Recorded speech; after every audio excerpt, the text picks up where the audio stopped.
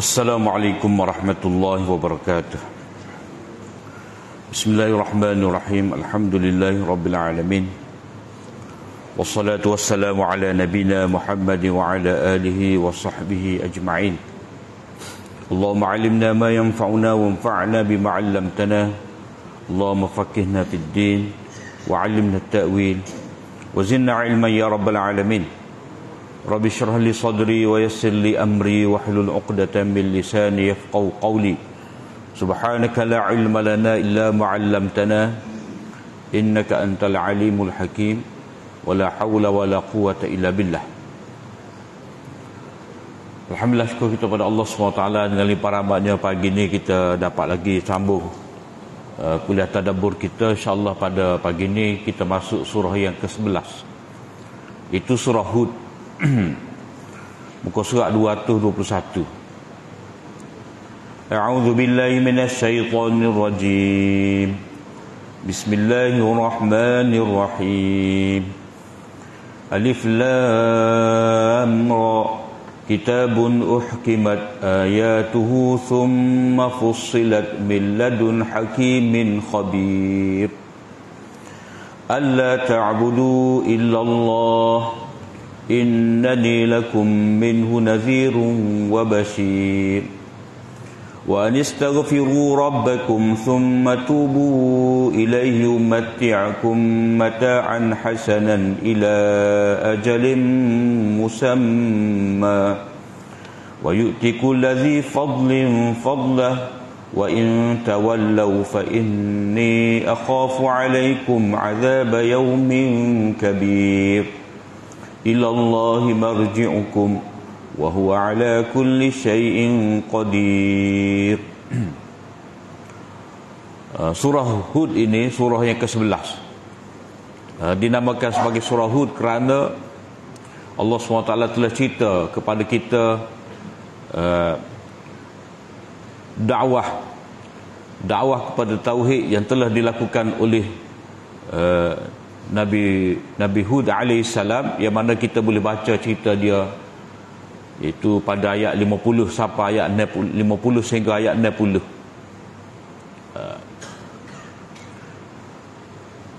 Jadi surah ini terkenal dengan nama surah Hud. Walau bagaimanapun sebenarnya dalam surah ini bukan cerita Nabi Hud saja, cerita Nabi Nuh, cerita Nabi Saleh, cerita Nabi Shu'aib, cerita Nabi Musa ada belaka. Tetapi oleh kerana surah ni berkenaan dengan perjuangan ataupun dakwah Nabi Hud dan penentangan terhadap Nabi Hud ni lebih hebat lagi dilakukan oleh golongan-golongan yang menentang, maka Allah Taala cerita maka surah ni terkenal dengan surah Hud. Jadi penentangan yang begitu hebat dan Nabi Hud alaihissalam ni tetap istiqamah, tetap tabah, tidak tunduk kepada tekanan yang diberikan oleh kaum dia. Dia tidak terkesan, dia tetap berjihad, dia tetap berdakwah. Maka lebih nampak, lebih menjelaskan tentang istiqamah Nabi Hud alaihissalam dalam surah ni. Maka sebab itulah surah ni dinamakan sebagai surah Hud. Waktu tempoh surah ni iaitu diturunkan kepada Nabi SAW ketika Nabi berada di peringkat Mekah.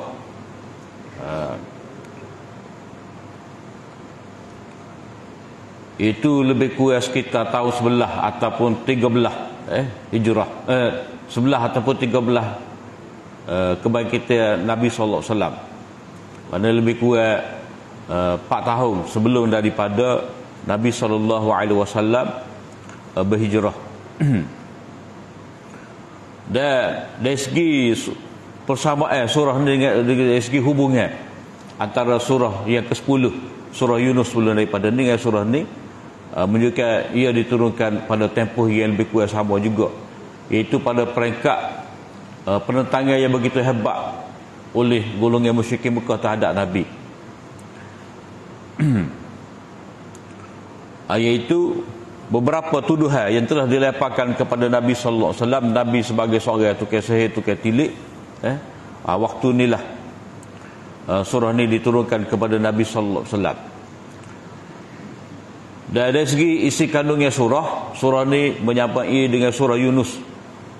Dan dikatakan oleh ulama bahawa apa yang telah direngkaskan dalam surah Yunus itu diperincikan dalam surah Hud. Mana seolah-olah surah Hud ini adalah mutammimah, pelengkap, mukammilah, mufassilah, pelengkap, penghurai, pendetail kepada surah Yunus. Umpamanya cerita tentang para nabi, tak panjang disebutkan dalam surah Yunus, rengkah-rengkah. Tetapi dalam surah ni disebutkan dengan begitu detail sekali. Kemudian dalam surah Yunus kita baca Allah SWT banyak menyebut kepada kita tentang Al-Quran itu sebagai satu yang tidak dapat diragui, dan ia merupakan keterangan daripada Allah SWT. Dan dalam surah Yunus tu banyaklah diceritakan kepada kita bahawa Al-Quran tidak dapat diragui. Ia benar-benar daripada Allah SWT, dan Rasulullah SAW itu dipilih untuk menyampaikannya, dan tidak perlu ada rasa pelik, rasa muskil, rasa ragu-ragu terhadap kebenaran Al-Quran dan juga kebenaran Nabi sallallahu alaihi wasallam. Manakala surah Hud ini lebih kepada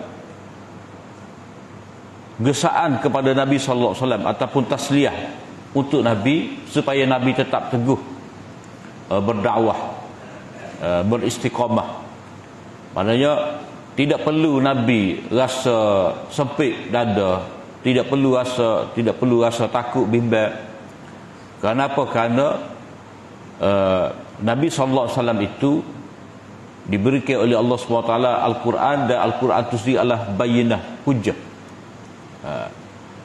Dan dalam surah ni lebih menekankan kepada dakwah kepada Islam ataupun kepada agama tauhid itu berasaskan kepada hujjah.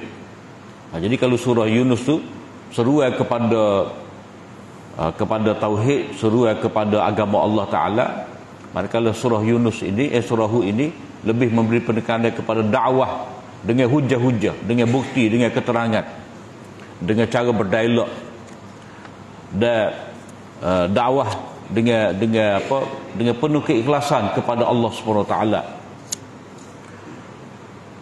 Kemudian kalau kita tengok awal surah Yunus ini, dia menekankan kepada Al-Quran itu sebagai kitab yang mengandungi hikmah. Dan hikmah Allah SWT, hikmah sebagai sifat Allah Ta'ala itu dapat dilihat dalam surah Yunus ini dari segi ketetapan dia, dari segi qada dan qadar dia telah menetapkan bahawa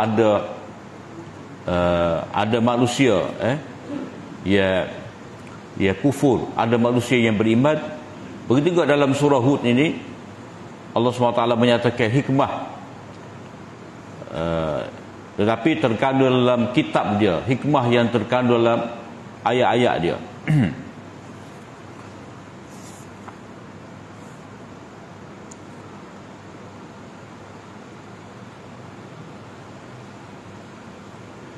Dan bila kita baca surah ni, berapa perkara yang menjadi, kita kata, kunci ataupun kalimah-kalimah selalu yang menjadi pengulangan, berkali-kali disebutkan dalam surah ni, iaitu kalimah supaya istighfar, istighfar kepada Allah SWT supaya selamat daripada kebinasaan. Sebab manusia yang tidak meninggalkan syirik, terus menerus dalam keadaan kufur kepada Allah SWT dan tidak bertaubat meninggalkan segala kezaliman, mereka akan dibinasakan oleh Allah SWT. Oleh sebab itulah Rasul itu mari dengan seruan supaya beristighfar, mohon keampunan kepada Allah SWT. Dan disitulah wujudnya golongan yang bertuah, golongan yang berbahagia, dan golongan yang rugi, ataupun faminhum syaqiyyun wa sa'id. Kita akan baca nanti dalam di tengah-tengah surah itu ada kalimah syaqi wa sa'id, maknanya orang yang bertuah, orang yang berbahagia bila mana mereka ikut agama Allah Subhanahu Wa Taala. Kita baca ayat yang pertama ni, Alif Lam Ra. Ini dipanggil huruf muqatta'ah. Huruf muqatta'ah ni di awal-awal surah kita telah lihat dalam beberapa surah sebelum daripada ni, daripada surah Baqarah lagi, surah Baqarah, surah Ali Imran, surah Al-A'raf, kemudian surah Yunus dan juga surah Hud ini.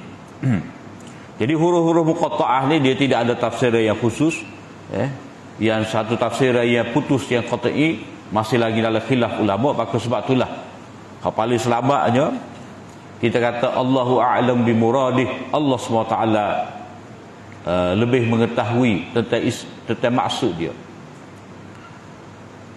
Kemudian ada juga ulama yang cuba tafsir yang mengatakan bahawa ini adalah nama kepada surah Alif Lam Mim Ra, surah Alif Lam Ra.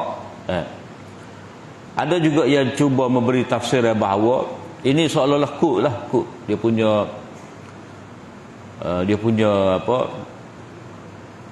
mukaddimah surah ni dengan ada Alif Lam Ra ni, menceritakan kepada kita bahawa surah ni dia tidak lari daripada cerita tentang kerasulan.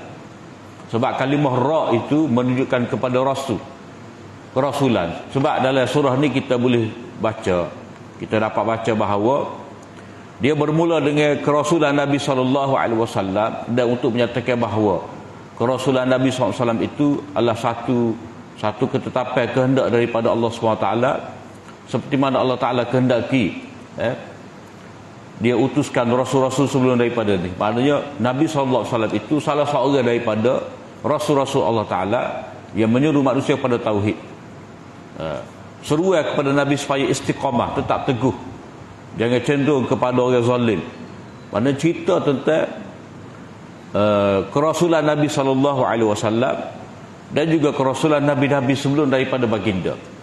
Jadi Alif Lam Ra itu merujuk pada rasul ataupun merujuk pada risalah kerasulan, yang ini membawa mesej dari Allah SWT, yang ini mesej tauhid. Ayat yang pertama, kitabun uhkimat ayatuh, kitab yang kukuh ayat-ayatnya, susunannya, kemudian diperincikan min summa fussilat min ladun hakimin khabir, kemudian dijelaskan pula kandungannya itu satu persatu dari sisi Allah yang maha bijaksana. Maknanya surah ni cerita kepada kita benar dan makna dia, maknanya lafaz dia, nazam dia dan juga makna tu begitu kukuh dan terperinci, detail, lengkap huraian dia tu yang mari dari Allah SWT. Jadi kalau kita tengok di sini, Allah Ta'ala tidak mulakan dengan Al-Kitab, tapi Allah Ta'ala kata kitabun. Kalau kita belajar bahasa Arab, kitab tu dia panggil ada tanwin, nakirah. Jadi, nakirah ni menunjukkan kepada agung, besar. Mana dalam tafsirnya kitabun azimun, kitab yang agung, kitab yang besar ini sifat dia kukuh, uhkimat. Mana kukuh ayat-ayat dia, maknanya dari segi lafaz dia begitu kukuh, dari segi makna dia begitu kukuh, yang mana sifat Al-Quran itu adalah sebagai kalam Allah Ta'ala, hujah-hujahnya kukuh. Sebab apa? Sebab bila kita baca ayat dalam Al-Quran ni, bila siapa ayat, contohnya ayat-ayat tentang perdebatan, Allah Ta'ala menceritakan 4 kumpulan yang sesat, Yahudi, Nasrani, golongan munafik, dan hak lebih penting sekali, golongan musyrik. Jadi Allah SWT mendedahkan segala penyelewengan mereka. Allah Ta'ala jelaskan segala syubhat, keraguan mereka, segala kesamaran mereka yang mereka anggap itu sebagai dalil kepada akidah mereka. Maka Allah SWT runtuhkan. Allah Ta'ala tanya dalam bentuk tanya, dalam macam-macam bentuk cara Allah SWT menolak akidah golongan yang sesat ni. Kitabun uhkimat ayatuh.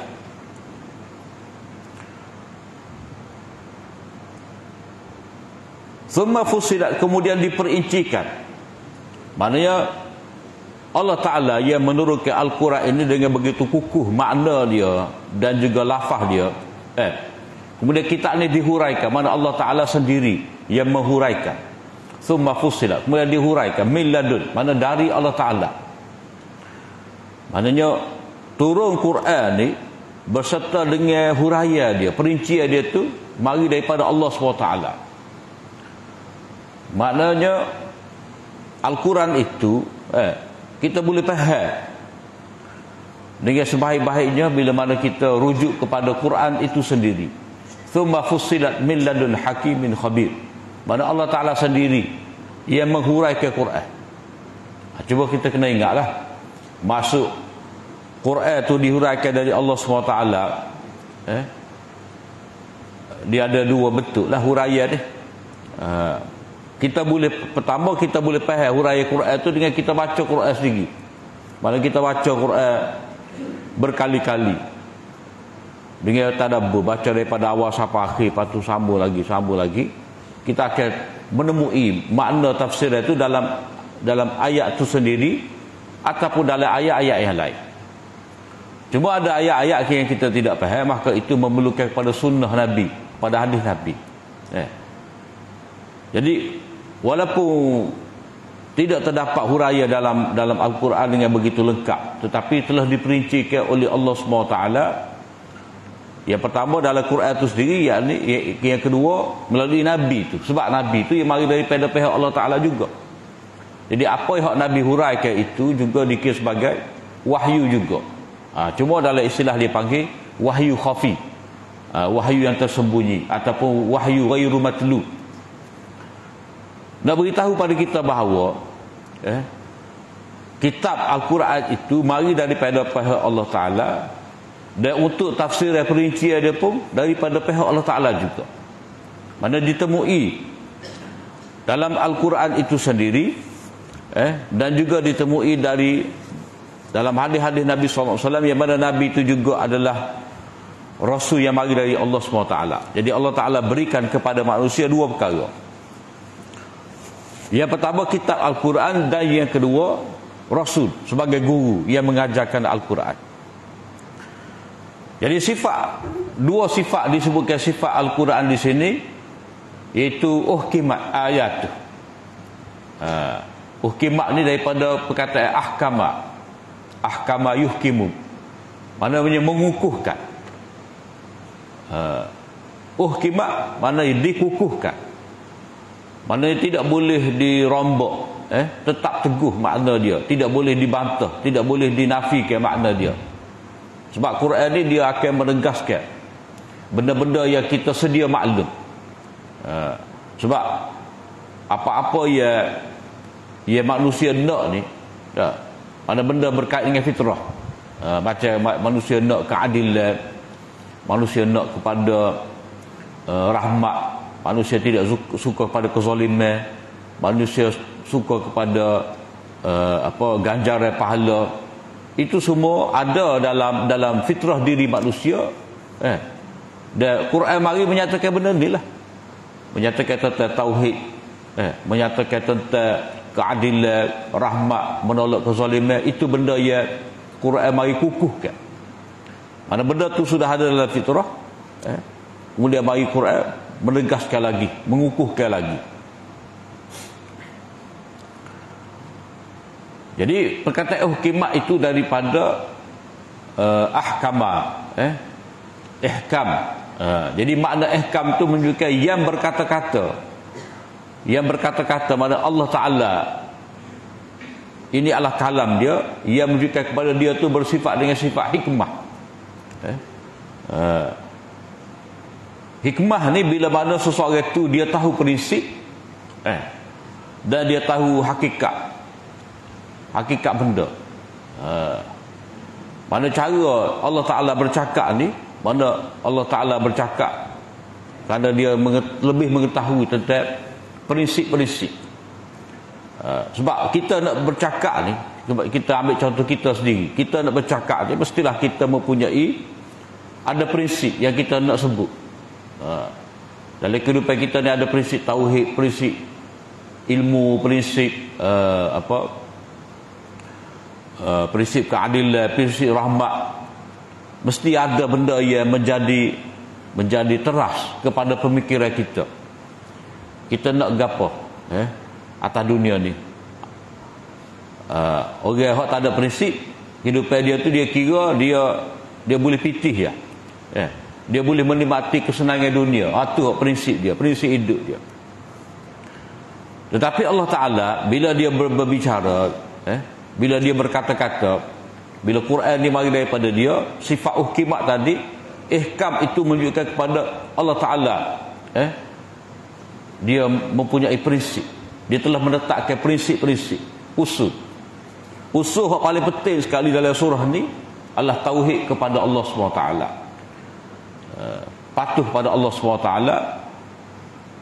dan sifat ihkam ini juga menunjukkan kepada dia mengetahui hakikat perkara yang sebenar, kukuh. Mana dia bila dia menyampaikan satu benda, dia menyampaikan dengan yakin. Sebab manusia ni kalau dia tak yakin, tiba-tiba dia kecek, maka kita boleh nampak dia bercakap tu dalam keadaan dia tidak yakin. Ada sesuatu yang menjadi kemuskilan kepada dia. Jadi sebab itulah kadang-kadang orang yang tidak ada keyakinan ni, dia tidak dapat mengucapkan kata-kata yang jelas kepada orang sebab dia sendiri tidak yakin. Kemudian sifat fussilat. Fussilat ni menunjukkan kepada ilmu Allah Ta'ala yang luas, diperincikan. Sebab kalau kita belajar pondok ke madrasah ke, kita belajar kitab hak mata, kita belajar kitab hak syarah. Jadi kita belajar kitab hak ada mata, hak ada syarah. Mata tu hak ringkas lah. Sebab kita kata Sahih Bukhari. Sahih Bukhari itu kalau cerita ke Arab agak dalam 4 jilid. Tapi bila disyarah, bila disyarah tu dia jadi 20 jilid. Itu menandakan keluasan ilmu seseorang. Ada hak syarah dengan 5 jilid, ada hak syarah dengan 10 jilid, dengan 12 jilid. Tapi kalau lebih alim lagi dia, lebih luas lagi, banyak benda yang nak syarah, maka dia boleh jadi syarah tu panjang, 40 jilid pun ada. Jadi huraian tu mari daripada pihak Allah Ta'ala, dan dialah yang dapat menghuraikan. Itu menunjukkan kepada keluasan ilmu dia. Dan orang hak tulis mata pun, walaupun dia katalah dia tulis dengan ringkas, maksud dia nak isyaratkan dengan mata tadi, orang lain boleh faham. Orang lain boleh faham sehingga orang lain hurai dengan panjang pula. Maknanya orang tulis kitab mata ni, walaupun ringkas dia tulis, tetapi banyak benda-benda yang dia isyaratkan sehingga orang lain boleh hurai. Jadi dalam bab kitab ni, keluasan yang ada pada ilmu seseorang, sama ada ilmu yang tulis mata ataupun ilmu hak tulis cara, itu bagi perincian. Jadi sifat summa fussilat ni maknanya sifat tafsil. Allah Ta'ala memperincikan, itu merujukkan kepada Allah Ta'ala maha luas ilmu dia.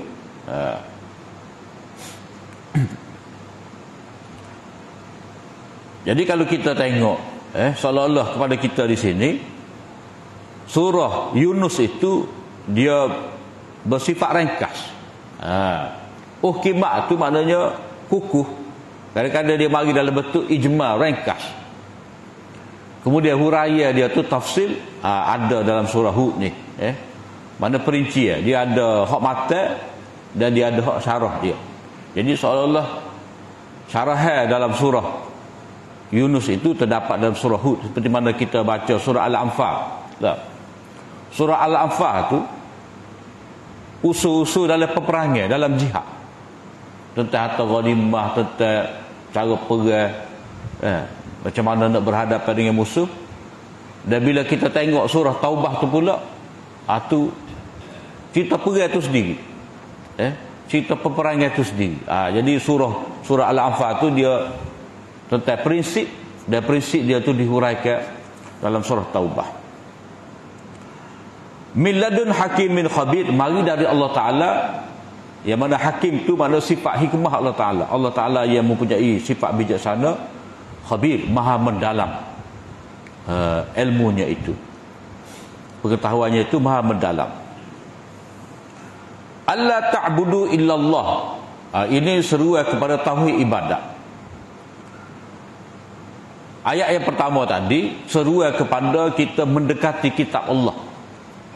Dinyatakan sifat kita Allah Ta'ala yang begitu agung, kukuh dan terperinci makna dia. Mari pula dari Allah Ta'ala itu ada 4 sifat. 4 sifat dijelaskan dalam ayat yang pertama. Dia panggil targhib ilal Quran, galakkan kepada Quran dengan menyatakan 4 sifat. Sifat yang pertama, kitabun. Kitabun tu pada hakikatnya kitabun azim, sebab dia mari dengan nakirah seperti kita hurai tadi, azamatul Quran. Sifat yang kedua, ihkam, kukuh makna dan ayat dia. Kemudian summa fusilat, maknanya terperinci, mana tidak ada yang tidak dihuraikan. Itu sifat yang ketiga. Sifat yang keempat, min ladun hakimin khabir, mari dari Allah Ta'ala. Maknanya Allah Ta'ala yang maha bijaksana, maha mendalam ilmu dia, maha agung. Mana mari itu mari dari Allah Ta'ala, bukan mari daripada Nabi sallallahu alaihi wasallam. Allah ta'budu illallah, ini seruan kepada tauhid dalam ibadat. Maknanya tidak boleh kamu sembah melainkan Allah Ta'ala sahaja. Maknanya perkara pertama yang dikukuhkan makna dia dalam Al-Quran ini adalah tauhid kepada Allah. Benda pertama yang nak dikukuhkan, uhkimat tadi dah. Inilah tauhid kepada Allah Ta'ala. Allah ta'budu illallah. Mengapa kita kata ini adalah yang pertama yang Allah Ta'ala nak kukuhkan di sini? Sebab cara Allah Ta'ala sebut ni, jangan kamu sembah melainkan Allah. Dia tidak kata sembahlah Allah. Kalau kata sembahlah Allah ni, berarti setakat tu tu tak berapa kukuh lagi. Jadi Allah Ta'ala kata jangan kamu sembah melainkan Allah. Maknanya hanya Allah Ta'ala sahaja yang kamu sembah. Orang lain, siapa-siapa kamu tak boleh sembah. Hanya Allah. Allah. Jadi di sini manusia tu dia memang ada keinginan, fitrah, kehendak dalam hati untuk beribadat, untuk tunduk. Jadi tertanam dah dalam diri manusia nak tunduk kepada sesuatu, dan Allah Ta'ala memberitahu hanya tunduk, hanya sembah, hanya mengabdikan diri kepada Allah Ta'ala, tidak boleh hak lain. Jadi kukuh di sini maknanya dia kerana dia mengandungi isbat dan nafi. Illallah tu isbat, Allah ta'budu itu adalah nafi. Sebab manusia di dalam dia beragama, manusia ni dia dua, beragama tidak beragama. Kalau kata tidak beragama, tak ada apa-apa yang dia nak sembah. Tak ada apa-apa yang dia nak sembah, etis. Yang kedua, dia hidup dalam beragama. Dia hidup dalam beragama ni sama ada dia sembah banyak Tuhan atau dia menyembah satu Tuhan. Jadi macam-macam agama ni banyak sembahan-sembahan dia. Hak sembah satu Tuhan ni pun ada dua. Hak sembah Allah Ta'ala, sembah Khalik, dan ada hak sembah makhluk. Orang sembah Buddha, sembah Guru Nanak, orang sembah matahari, itu satu lah kot. Tapi satu tu bukan satu yang sebenar-benarnya. Sebab satu tu adalah makhluk juga. Jadi manusia dalam beragama ni ada semua berbila-bila Tuhan, ada semua satu Tuhan. Orang semua satu Tuhan ni yang diakui hanyalah orang yang tegak di atas tauhid Yang ini nafi Tuhan selain daripada Allah Ta'ala dan isbat hanya Allah Ta'ala saja sebagai Tuhan yang disembah.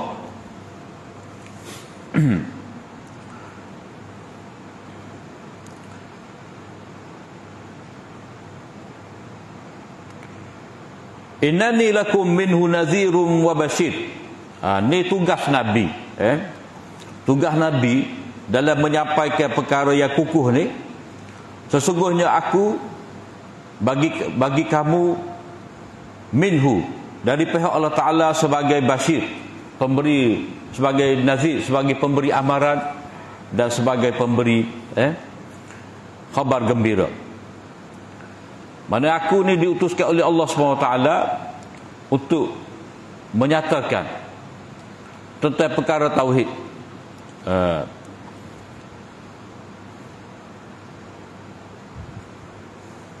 Tentang perkara tauhid, yang mana nazir amaran kepada orang kekal dengan syirik dan berita gembira kepada orang yang meninggalkan syirik lalu dia terima tauhid.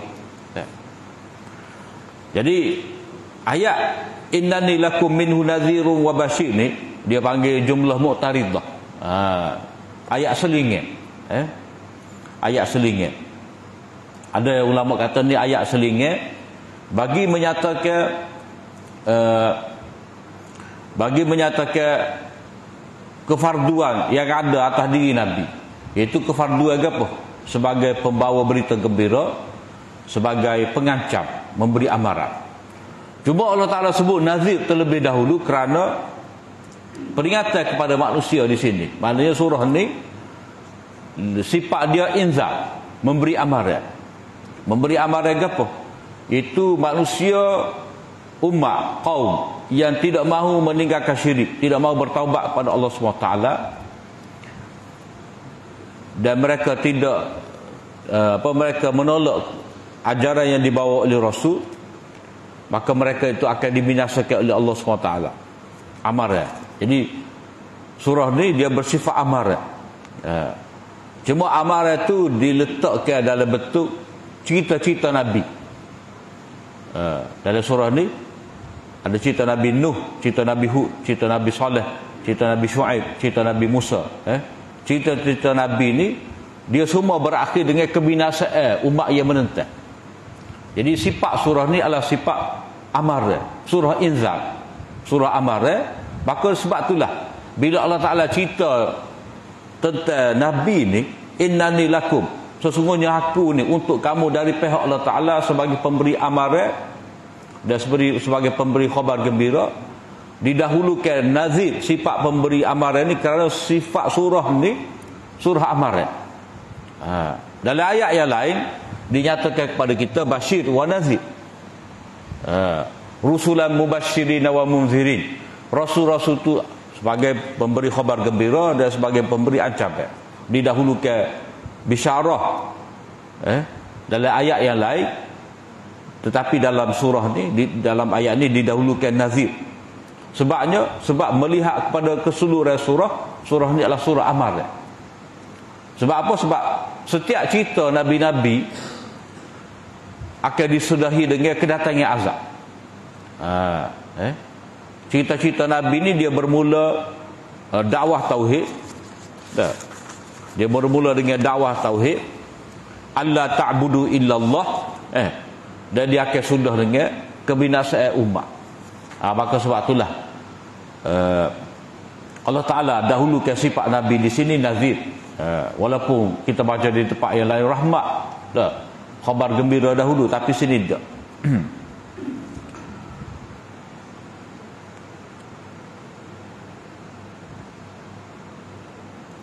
Perkara yang kedua, manusia itu diseru adalah wa anistaghfiru rabbakum. Hendaklah kamu beristighfar. Mana hendaklah setiap daripada kamu ni, semua sekali, dalam istilah dia panggil istighfar jama'i. Semua kena istighfar kepada Allah Ta'ala. Mana setiap daripada manusia ni kena memohon keampunan daripada Allah SWT. Bertaubat meninggalkan syirik, bertaubat meninggalkan kezaliman. Jadi tidak boleh berterusan dengan melakukan syirik, tidak boleh berterusan melakukan kezaliman dan penindasan terhadap orang-orang yang lemah. Wa anistaghfiru rabbakum thumma tubu ilaih. Hendaklah kamu minta keampunan dari Allah SWT dan kembali kepadanya. Jadi minta keampunan, yakni dengan meninggalkan syirik, thumma tubu ilaih, kembali kepada dia dengan tauhid kepada Allah. Sebab istighfar tu baru minta ampun. Dan dalam syarat bertaubat, dia kena balik kepada Allah Ta'ala, meninggalkan maksiat yang terdahulu, dia kena taubat nasuha dengan ikhlas, kemudian hendaklah dia membaiki diri dia, membaiki amal dia, membaiki keadaan dia, iaitu tidak boleh berterusan dalam keadaan kufur dan syirik.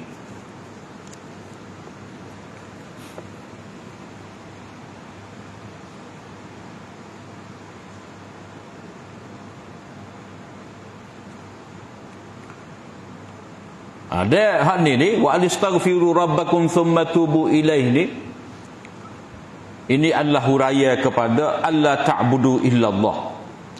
Alla ta'budu illallah. Innani lakum tu jumlah mu'taridah, jumlah selingan, ayat selingan untuk menceritakan tugas Nabi. Wa anistaghfiru rabbakum thumma tubu ilaih, huraya kepada alla ta'budu illallah, yakni beristighfar, minta ampunan kepada Allah Ta'ala dengan meninggalkan syirik, thumma tubu ilaih, kemudian kembali bertaubat, pada kembali kepada dia tu dengan tauhid. Supaya apa? Yumatti'kum mata'an hasanan ila ajalin musamma, untuk Allah SWT berikan kesenangan kepada kamu. Mana Allah Ta'ala nak memberi kesenangan kepada kamu, nikmat-nikmat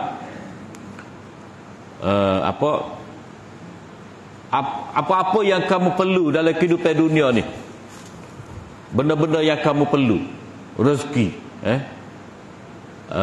binatang ternakan, tumbuh-tumbuhan, itu manusia perlu ke? Segala jenis galia, segala jenis perhiasan, mah, perak, apa semua tu, itu semua yang dikehendaki oleh manusia, Allah Ta'ala akan berikan kepada manusia itu.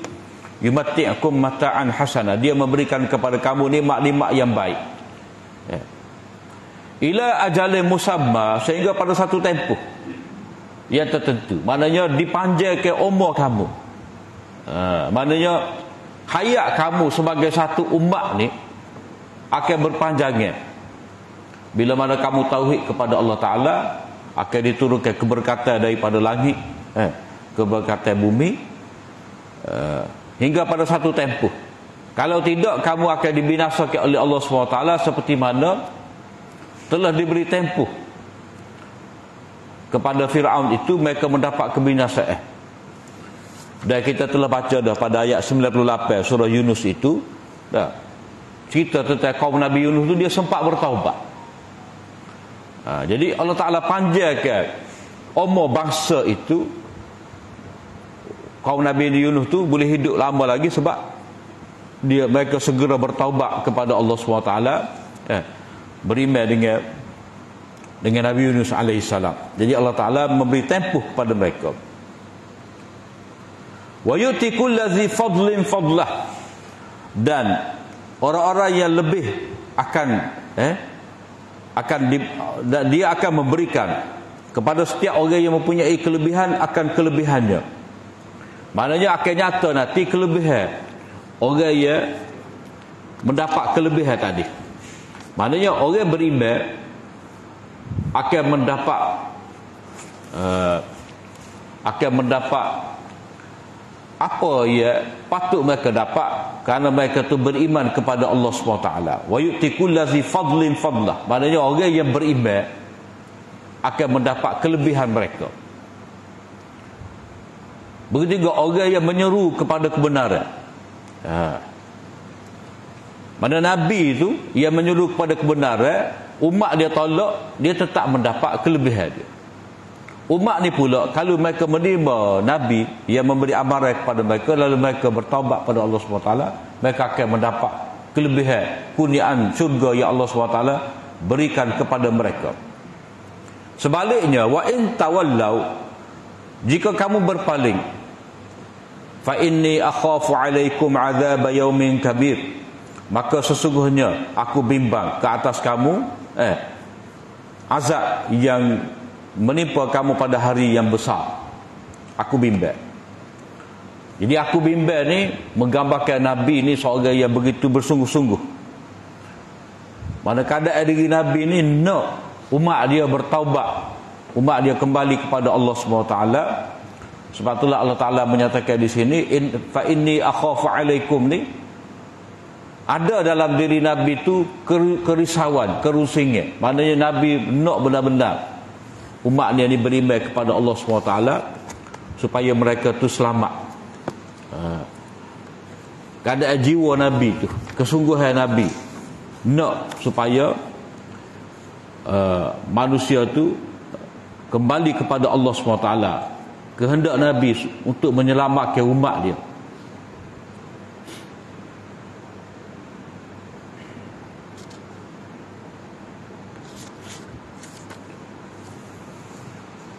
Ilallahi marji'ukum, kepada Allah Ta'ala kamu akan kembali. Jadi ayat-ayat sebelum pada ni, ayat yang pertama cerita tentang kebenaran Al-Quran. Quran ni daripada Allah Ta'ala. Ayat yang kedua cerita tentang Tauhid. Ayat yang kedua juga cerita tentang kerasulan Nabi Sallallahu Alaihi Wasallam.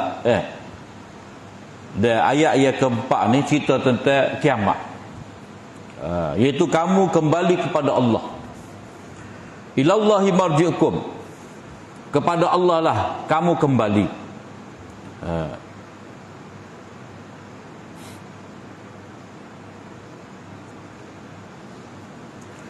Kepada Allah Ta'ala kamu kembali.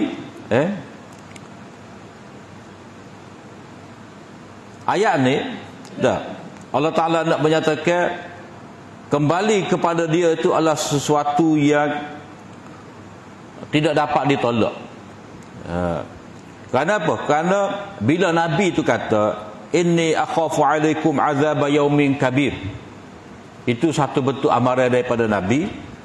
Aku bimbang kepada kamu akan menimpa diri kamu ni azab pada hari yang besar. Jadi azab hari yang besar ni hari akhirat lah.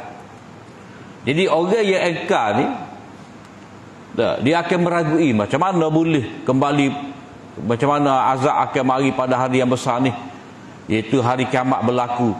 Mustahil berlaku kiamat, mustahil manusia ni akan dibangkitkan semula. Jadi ayat yang keempat ni menyatakan bahawa kamu akan kembali kepada Allah SWT. Mana kamu tidak dapat melarikan diri. Bila berlaku kiamat kamu tidak dapat melarikan diri, walaupun kamu telah mati, hancur, jadi debu, jadi tanah, tulang-tulang jadi repuk. Allah Ta'ala maha berkuasa untuk menghidupkan semula kamu lepas daripada kamu mati. Ilallahi marji'ukum, kamu kembali kepada Allah Ta'ala sebab kamu daripada Allah. Inna lillahi wa inna ilaihi raji'un, kita ni mari dari Allah Ta'ala, tercipta dengan kehendak Allah Ta'ala, dan kita akan balik kepada dia. Sebab apa benda ni berlaku? Walaupun keadaan manusia telah hancur, telah jadi debu, jadi tanah, wa huwa ala kulli syai'in qadir, keadaan Allah SWT atas setiap sesuatu dia maha berkuasa. Kamalu qudrah, qudrah Allah Ta'ala yang sempurna, dia boleh menghidupkan semula kamu lepas daripada mati. Itu 4 ayat yang pertama menceritakan kepada Nabi SAW tugas Nabi. Tugas Nabi membawa Al-Quran, menyuruh kepada Tauhid, memberi amaran, memberi khabar gembira, seruan supaya bertaubat kepada Allah SWT, dan memberi amaran. Wa in tawallau tu amaran lah, bentuk amaran yang diberikan oleh Nabi ataupun takhwif. Dan wa ala kulli syai'in qadir tu menyatakan sifat qudrah Allah SWT. Jadi 4 ayat yang pertama ni teras kepada surah ni, iaitu dakwah para Nabi atas benda ni. Dan ayat yang kelima ni nak cerita kepada kita cabaran yang dihadapi oleh Nabi SAW bila berhadapan dengan umat dia. Maknanya umat dia ni akan menentang, maka Allah SWT beritahu kepada kita cabaran ia akan dihadapi oleh Nabi SAW, dan itu menuntut Nabi ni istiqamah, tetap teguh dalam menyampaikan ajaran tauhid. Ala innahum yasnuna sudurahum liyastakhfu min. Ketahuilah sesungguhnya mereka yang engkar tadi, Allah Ta'ala kata dalam ayat yang keempat, wa in tawallau, jika mereka berpaling, maksudnya mereka berpaling dengan engkar, tak mahu terima amaran daripada Nabi.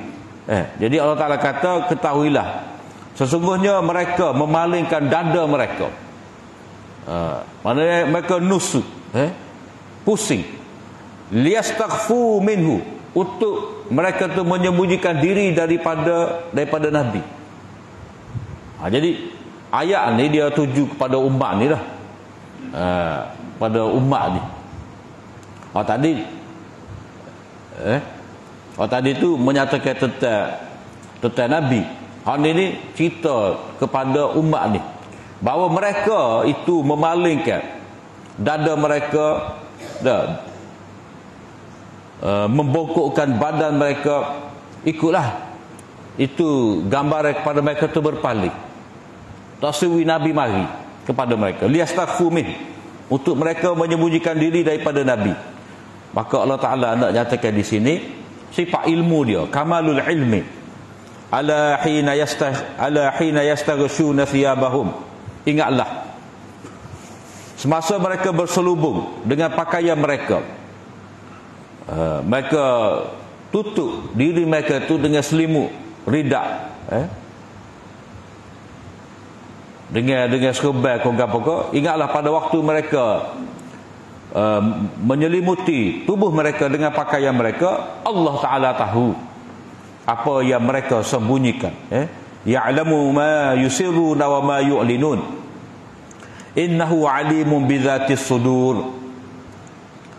Allah Ta'ala mengetahui apa yang mereka sembunyikan dan apa yang mereka nyatakan, kerana Allah Ta'ala Maha mengetahui segala isi hati manusia. Jadi ayat yang kelima ni menyatakan satu, sifat golongan yang engkar, tidak mahu menerima nasihat daripada Nabi, mereka berpaling, lari semacam. Jadi satu sudut tadi, fa inni akhafu alaikum azab yaumin kabir, tu makna kesungguhan yang ada pada Nabi, nak supaya manusia ni bertaubat. Satu pihak pula menggambarkan mereka ni taksir kepada Nabi, sehingga mereka tu memalingkan dada mereka, mereka membongkokkan badan mereka supaya Nabi tak nampak, mereka nusuk. Padahal kalau parut tengah jalan, mereka kona lari, mereka walau sibuk dengan benda lain, sebab takut bila Nabi mari, Nabi pun buka cerita dia, kita akan balik pada Allah Ta'ala, kita perlu taubat, kita perlu tinggal syirik, cerita tu. Jadi mereka tak sedar dengar cerita tu. Sebab apa? Sebab mereka tidak berharap langsung untuk kembali kepada Allah. Seperti kita baca dalam surah Yunus tu, Allah Ta'ala sebut, innal ladzina la yarjuna liqa'ana wa radu bil hayatid dunya wa atma'annu biha wal ladzina hum an ayatina ghafilun, dalam ayat yang ke-7.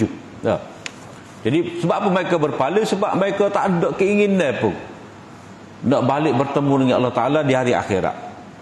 Sebab itulah mereka nusuk, bokok, ambil pula kain selimut mereka, susuk. Jadi Allah Ta'ala tahu bahawa mereka tu tak suka kepada iman, tak suka kepada Nabi, tidak ada keinginan untuk balik pada Allah SWT. Innahu alimun bizati sudur, Allah Ta'ala Maha mengetahui segala isi hati. Maknanya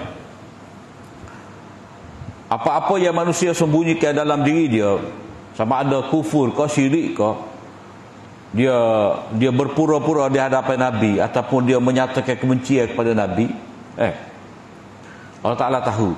Jadi cukup di sini dua sifat utama Allah Ta'ala, kamalul qudrah dan kamalul ilmi. Kamalul qudrah dengan kamalul ilmi ni mana bukti yang besar untuk Allah Ta'ala bangkitkan semula manusia lepas daripada dia mati.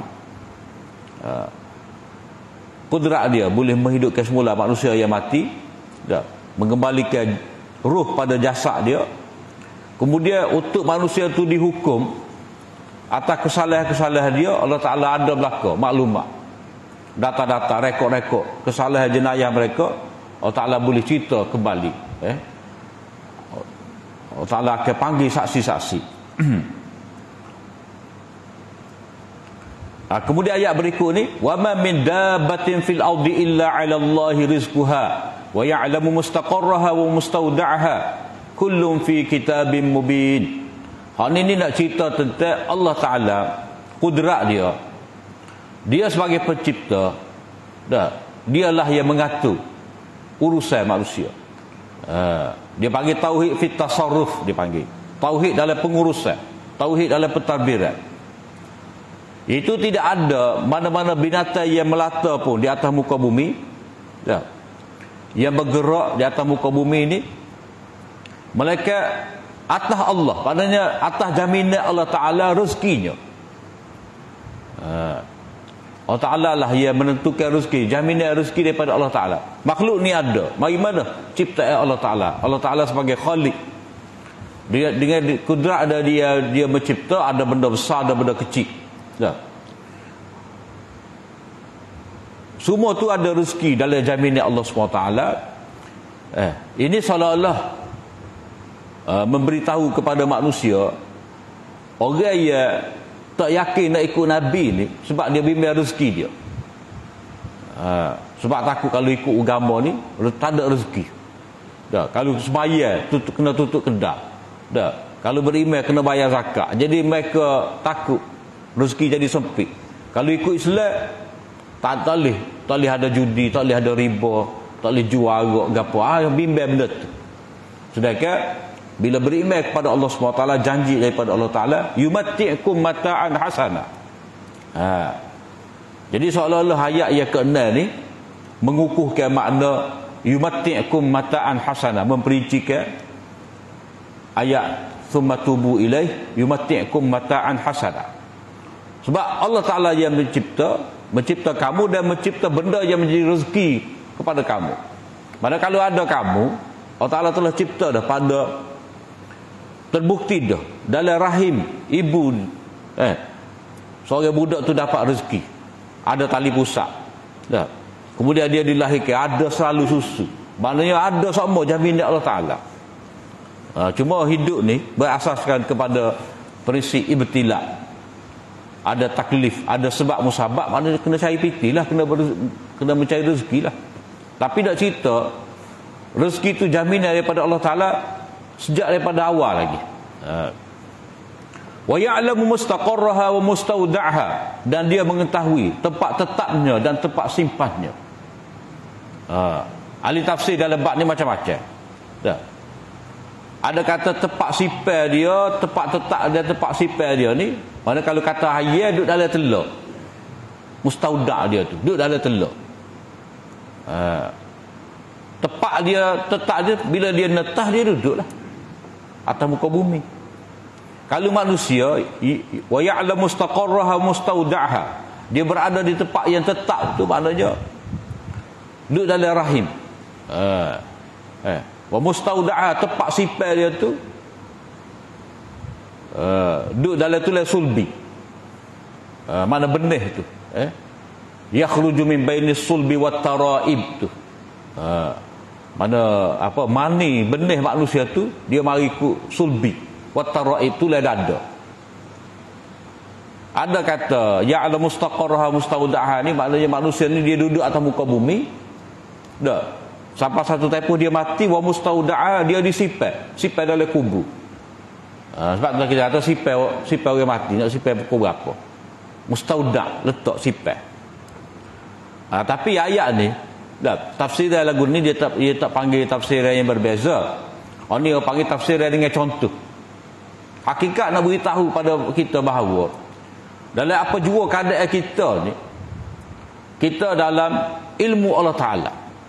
Keadaan kita disipai, keadaan kita tetap, keadaan kita hidup, keadaan kita mati ni, keadaan kita dalam alam ruh, alam dunia, alam akhirat, semua dalam ilmu Allah Ta'ala. Tempat tetap kita. Kita duduk luar, kita berjalan, kita klik, kita duduk dalam rumah kita, kita berlindung. Jadi semua keadaan kita ni dalam ilmu Allah Ta'ala. Kullun fi kitabim mubin, semuanya itu telah tetap dalam kitab yang nyata, telah tertulis dalam tempat yang nyata. Mana nak menyatakan bahawa Allah SWT ciptakan benda semua ni dengan segala rancangan dia, dengan ada skema dia, dengan ilmu dia, dengan iradat dia, mana semua ni telah tertulis sebagai takdir untuk manusia. Maknanya tak perlu manusia tu bimbang. Halangan manusia, halangan utama yang menyebabkan manusia tidak mahu ikut agama Allah Ta'ala ni atas sebab rezeki lah. Dia kata nak duduk mana, nak cari pitih mana, makan gapo. Benda tu yang menjadi kerisauan kepada manusia. Jadi Allah Ta'ala menyatakan dalam dua ayat ni tentang ilmu dia, tentang kudrat dia, tentang sifat dia sebagai pencipta. Kudrat tu sabit bila mana dia menyediakan untuk manusia tu rezeki-rezeki. Kemudian ayat berikutnya Allah SWT cerita kepada kita tentang qanun ibtila, iaitu Allah SWT menciptakan manusia ni dengan ada tujuan, seperti mana Allah Ta'ala cipta makhluk-makhluk lain ni dengan ada tujuan. Tujuan apa? Supaya manusia ni menjadi orang yang mempunyai amal yang baik, supaya mereka dibangkitkan kembali nanti di akhirat, mereka mendapat balasan yang sebaik-baiknya. Itu insya-Allah kita tengok pada minggu akan datang. Setakat saja apa yang baik dari Allah SWT. Salah dan silap itu daripada kelemahan diri hamba. Aku liqauli hadza wa astaghfirullah li wa lakum. Assalamualaikum warahmatullahi wabarakatuh. Subhanakallahumma wa bihamdika asyhadu an la